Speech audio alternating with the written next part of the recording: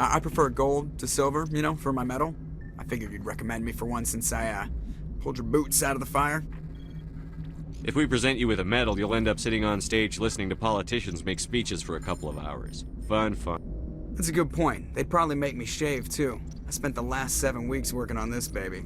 No medal's worth that. So, Commander, why don't you tell me why you're really here? How's the Normandy performing? Is she everything they said she'd be? She's the best ship in the fleet, if you've got a pilot who knows how to handle her. Balance isn't what you'd expect. Takes a while to get used to that oversized drive core we got stuffed in the back, and her power can sneak up on you if you're not careful. The Normandy's probably too much ship for your average Alliance pilot, Commander. Lucky for you, I'm anything but average. I have to go. All right, see ya.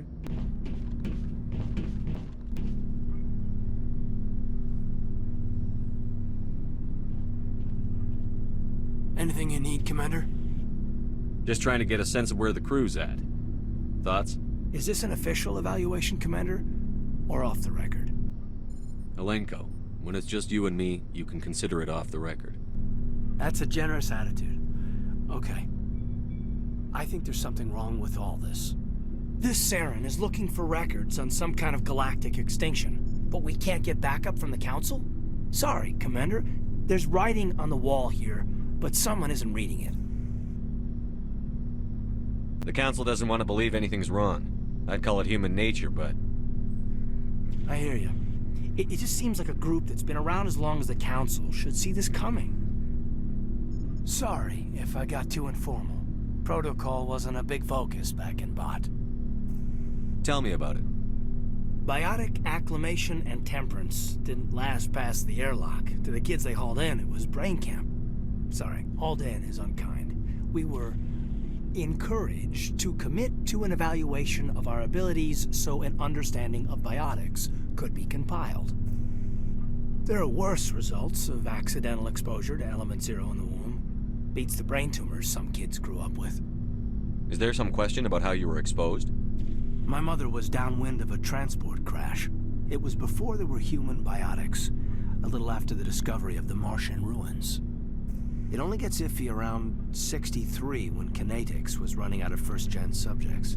Until then, they'd relied on accidentals. A bunch of guys in suits show up at your door after school, and next thing you know, you're out on Jump Zero. Jump Zero is Gagarin Station, right? What's it like? Yeah, that's the official name. Biggest and farthest facility we had for decades. Right on the termination shock, the outer edge of the solar system. It's where they did all the Goose Chase FTL research before we caught on to using mass effect fields. It was a sterile research platform when I was there. There were other kids in the same boat, right? At least you weren't alone out there. That's true. We did have a little circle that'd get together every night before lights out. We didn't have much to do, though. It was a research platform then, and Kinetics kept Jump Zero off the extranet to prevent leaks. Then you must have had plenty of time to get to know each other. Yeah, we'd sit around and bull every night after dinner, play cards or network games. There was this girl named Rana, who had a little circle grow up around her. She was from Turkey. Her family was very rich. But she was smart and charming as hell. Beautiful, but not stuck up about it. I think you'd have liked her. Sounds like she was special to you. She was. Maybe she felt the same.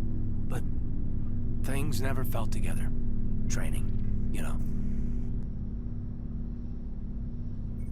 You know of any intentional exposures for certain?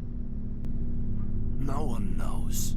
Doesn't mean they didn't happen. As big as the exposures were, it was hard to track down accidentals. It was different then. No one knew the potential, so there wasn't a lot of regulation. Anything Kinetics did was gold. I'm not saying they intentionally detonated drives over our outposts, but in retrospect, they were damn quick on the scene. Jump Zero is a long way from home. What was it like? The grand gateway to humanity looks a lot better in the vids. But that's my own baggage, Commander. No bearing on this. Alenko, there's no regulation that says you can't be friends with your commander. I appreciate that, Commander. I just don't want you to think that I'm a whiner.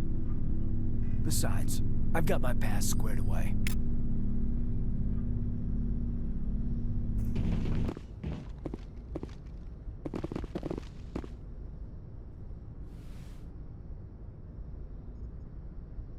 Commander, are you coming to check up on me? You look much better. How are you feeling? Dr. Chakwas assures me I am going to be fine. I was impressed with her knowledge of Asari physiology. You're in good hands. Dr. Chakwas knows what she's doing. I never properly thanked you for saving me from the Geth, Commander. If you hadn't shown up, I'm just glad we got there in time. so am I. I know you took a chance bringing me aboard this ship. I have seen the way your crew looks at me. They do not trust me. But I am not like Benezia. I will do whatever I can to help you stop Saren. I promise. Don't worry, Liara. I trust you. I know you won't let me down. It means a lot to hear you say that, Commander. Thank you. Do you know why Benezia joined up with Saren? I don't understand it. She was always outspoken about the need for the Asari to become more involved in shaping galactic events. Maybe she thought allying herself with Saren would somehow be for the greater good in the long run. At least I hope so. This hurts you, doesn't it? None of this makes any sense to me. I have not spoken to Benezia in many years, but I know her, and this was not like her. Something changed. I'd like to know more about the Asari. We were the first species to discover the Citadel. We were instrumental in forming the Council, and we always strive to be the voice of peaceful cooperation in galactic disputes. My people believe we are all part of a single galactic community. Each species contributes something to the greater whole. Although we seek to understand other species, it seems few of them seek to understand us. The galaxy is filled with rumors and misinformation about my people. Like what? Most of the inaccuracies are centered around our mating rituals. My species is monogendered. Male and female have no real meaning for us. We still require a partner to reproduce. This second parent, however, may be of any species and any gender. I don't understand. Your species can mate with anyone?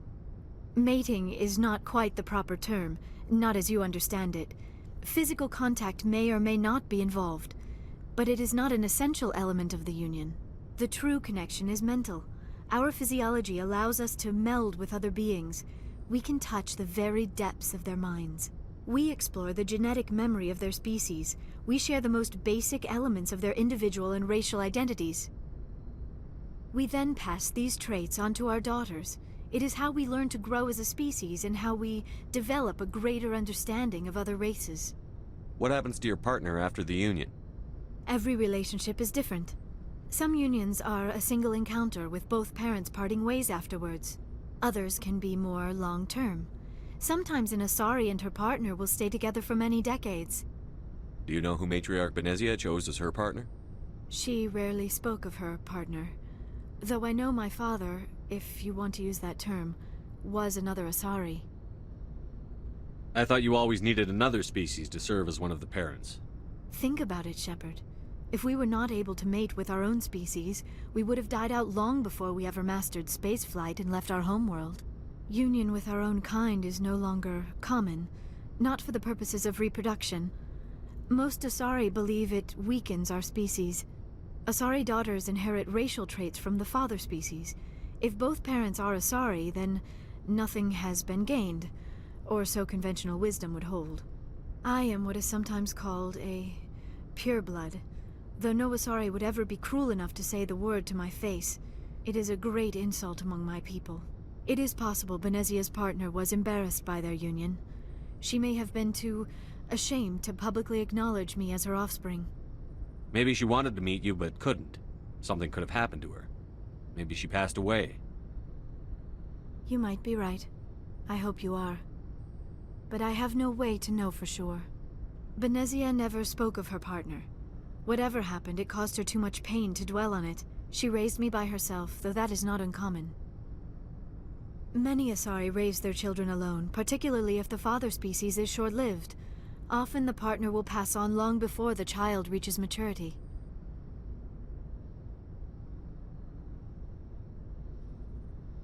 Do Do you know who Matriarch Benezia chose as her partner? She rarely spoke of her partner. Though I know my father, if you want to use that term, was another Asari. Benezia never told you her partner's name? Union with our own kind is no longer common. Not for the Asari I am what is sometimes... It is possible Benezia's partner was embarrassed by their union. She may have been too ashamed to publicly acknowledge me as her offspring. Maybe she wanted to meet you but couldn't. Something could have happened to her. Maybe she passed away. You might be right. I hope you are. But I have no way to know for sure. Benezia never spoke of her partner. Whatever happened, it caused her too much pain to dwell on it. She raised me by herself, though that is not uncommon. Many Asari raise their children alone, particularly if the father species is short-lived. Often the partner will pass on long before the child reaches maturity. You Asari live for 1,000 years. What happens when your partner dies? Few sapient species live as long as my kind. We have learned to take a philosophical approach to our unions. We do not focus on the inevitable loss of our partners. Instead, we enjoy the time we spend with them. And even after they're gone, a part of them lives on in us. The union is a connection that transcends both time and space. I should go. Goodbye, Commander. Something I can do for you, Commander. Carry on, Adams. Aye, aye, Commander. Oh, hello, Shepard. Are you okay? I don't know. Your ship is amazing, and your crew's been really great to me. Especially your chief engineer. But I just sort of feel out of place. The Normandy runs so smooth it feels like we're not even moving. And the engines are so quiet. How do you sleep at night? The silence wakes you up? Back on the flotilla, the last thing you want to hear is silence. It means an engine's died or an air filter shut down. I guess you don't have to worry about that here. But old habits die hard. But it's more than just the silence. This ship feels so empty. It's like half the crew is missing. Back home, I couldn't wait to go on my pilgrimage. I couldn't wait to get away from the crowds. Now that I'm out here, I kind of miss them. Sometimes we don't appreciate what we have until it's gone. That's true. I'm starting to wonder if that's what the pilgrimage is really about. It's given me a whole new perspective on my people and our culture. You know, there's always a few who go on their pilgrimages and never return. I always assumed something bad happened to them. But maybe they just wanted a different life. You do plan to return to the migrant fleet, right? I could never abandon my people, Shepard. I will go back eventually. But we have to stop Saren first. Otherwise, I might not have a home to go back to. I should go. See you later. Commander, how are you? Why did you want to be a CSEC officer in the first place? That's a good question. There were several reasons, I guess. Like what? Probably the same as most officers. I wanted to fight injustice, wanted to help people. I guess my father had something to do with it too. He was CSEC, one of the best. I grew up hearing about his accomplishments or seeing his picture on the vids after a big arrest. He's taking my resignation pretty hard. That's tough, but you'd think he'd be impressed you're going after Saren. My father's a CSEC man to the bone. Do things right or don't do them at all, he says. He thinks I'm being too rash, too impatient. He's worried I'll become just like Saren. He actually talked me out of becoming a Spectre when I was younger, for the same reasons. You were asked to be a Spectre? Well, I was targeted as a possible Spectre candidate, me and about 1,000 other Turian military recruits. I could have received special training, but my father didn't like it. He despises the Spectres. He hates the idea of someone having unlimited power with no accountability. He wouldn't like you, Commander. No offense. I suppose I can understand his concern. You can. But Saren's not going to play by our rules, CSEC's rules. If you want to nail Saren, you need to send someone who isn't restricted by policies and procedures. Just because you can break the rules doesn't mean you should. I don't need to stoop to Saren's level to stop him. And neither do you, Garrus. I see what you mean, but I'll think about it. Thanks, Commander. So, we've got Saren on the run. It won't be long now. Saren's good, but I'm better. Good. He's rotten. To the core. I could tell as soon as I met him. Why didn't you tell me this sooner? I would've if I thought it was important. I think I'd like to hear about it just the same. This was a while ago. A bunch of mercs were bragging about a job out near the edges of the Terminus systems. They said it paid well and the boss was never around to ride them. They said he was looking for more men, too. So I checked it out. I didn't know Saren was openly recruiting mercs. It wasn't that open, and he only showed his face once. We'd been raiding ships in the area for months when we took out this massive cargo freighter. Our biggest haul yet. I was on board checking bodies for valuables, looking for some extra credits. That's when I saw him. What did Saren want with the ship? I don't know what he wanted. He was just moving through the ship, watching. Couple of the mercs called him by name, but he never spoke to them. Never spoke to anyone. I had a really bad feeling about him, so I got the hell out. Didn't even wait to get paid. That's the only time you saw him? Yeah. Didn't even know who he was. Still wouldn't if I hadn't joined up with you. But my instincts were right. Every other merc on that mission turned up dead within a week. Every damn one. So long, Rex. Shepard. Commander, you have a minute to talk? I keep an open door policy. If you have any concerns, lay them on me. All right. I know things are different aboard the Normandy, but I'm concerned about the aliens, Vicarian and Rex. With all due respect, Commander, should they have full access to the ship? They may not serve the Alliance, Chief, but they're allies. At least as far as Saren goes. This is the most advanced ship in the Alliance Navy. I don't think we should give them free rein to poke around the vital systems. Engines, sensors, weapons. You don't trust the Alliance's allies? I'm not sure I'd call the Council races allies. We, humanity, have to learn to rely on ourselves.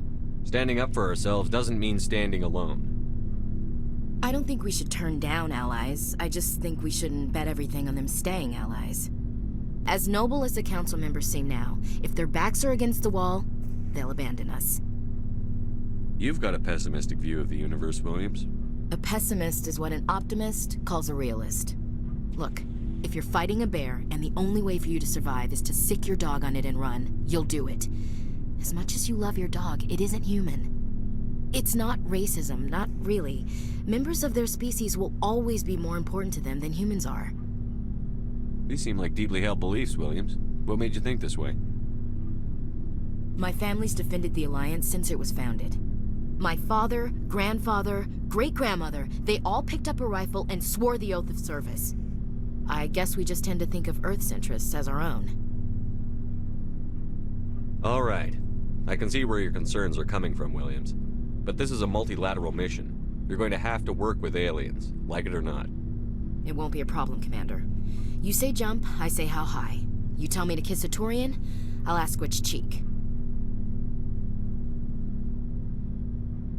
Would you kiss anyone I ordered you to? That depends, sir. If you ordered me to kiss a superior officer, that would be a violation of the regs concerning fraternization. That would make it an illegal order. I'd be required to decline and relieve you of command. Sir. What's your opinion on the last mission? Not sure I buy Dr. Tassoni's story about her and her mom not talking. They're family, right? I think she's being straight with us. Or at least, I don't think she lies very often. Yeah, she's probably really bad at it. Too bad those ruins got destroyed. I mean, they lasted thousands of years. That's impressive. We'll talk later, Williams. Looking forward to it, sir.